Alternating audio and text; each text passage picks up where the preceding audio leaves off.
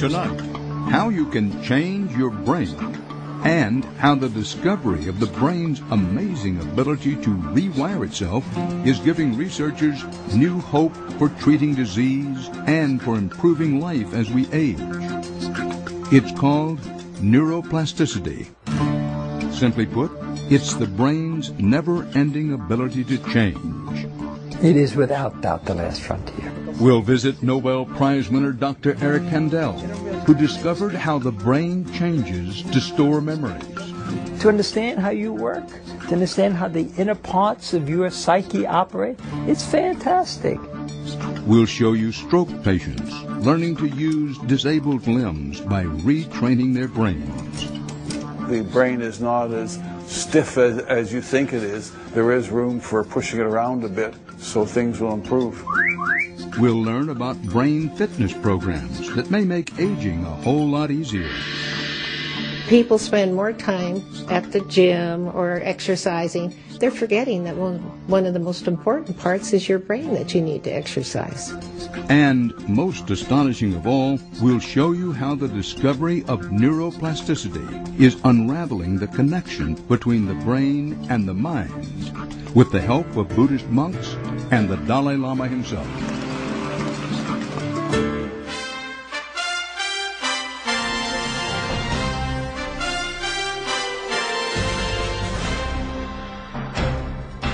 Good evening from Dharamsala, India, home to one of the world's most revered spiritual and philosophical leaders, His Holiness the 14th Dalai Lama. Many people come here for pilgrimages and spiritual quests, but we are here to explore a whole new world of science. It's called neuroplasticity, and it's the study of what we now know to be the brain's extraordinary ability to change, to grow, and to even rewire itself. And we're also here because the Dalai Lama and the Buddhist monks and lamas who devote themselves rigorously to meditation training now find themselves on the forefront of advanced research to find the connection between the mind and the brain. They are the keepers of the ancient but still evolving practice of Tibetan Buddhism. They begin as small children, memorizing and training their minds for a lifetime of devotion. Looking inward becomes a way of life, and meditation is one tool in their quest for enlightenment. And now this 2,500-year-old practice is offering modern neuroscience a path to understanding how our brains can change throughout life. It's a phenomenon called neuroplasticity, and it's turned brain science on its head. So the first thing I'm going to do is measure your head. 33-year-old Yongey Mingyur Rinpoche, an esteemed teacher of Tibetan Buddhism, is on his third visit to the University of Wisconsin's Weizmann Laboratory for Brain Imaging and Behavior. We're going to go one by one to make sure each one of these sensors is placed properly on your head, Rinpoche.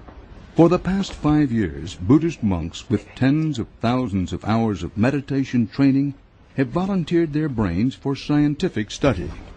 Spending time with them is very inspiring because they are always very happy, very funny also. That produces some oscillation in your brain. Neuroscientist Antoine Lutz is part of a team of researchers trying to understand how the monks' mental training changes the brain. We think that someone who is trained to practice compassion, they're somehow going to change their brain through this practice. So we are interested to see how far can you transform your mind and how far that the brain can change. Seeing how physical training or experience altered brain circuits, the team at the University of Wisconsin wanted to know if mental training like meditation could change a region in the brain that manages emotions. We think that what meditation does is training this region to react differently. Next, we're going to do another block of compassion meditation. On this visit to the lab, Lutz asked Mingyur Rinpoche to use his powers of concentration and attention to focus on compassion, a traditional Buddhist meditation practice. This gives the scientists a glimpse into the inner workings of a brain that has been trained to enter intense emotional states. So what you see here is the EEG across 20 seconds when Mingyur Rinpoche was just staying at rest, doing nothing and, normal state. At this particular moment, we ask him to start to meditate on compassion. And what you see is that there is a very strong increase in the speed of the oscillations while he starts to meditate. What Mingyur Rinpoche's brain is doing is called gamma activity.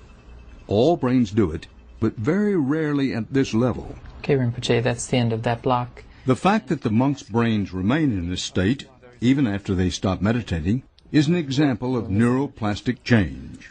That's, for us, is an indication that through the training, something happened in the brain, and something had changed in such a way that they can generate these very, very integrative and coherent states during meditation. This transformation of brain activity equals what the monks describe as a state of clarity and intense compassion for other beings.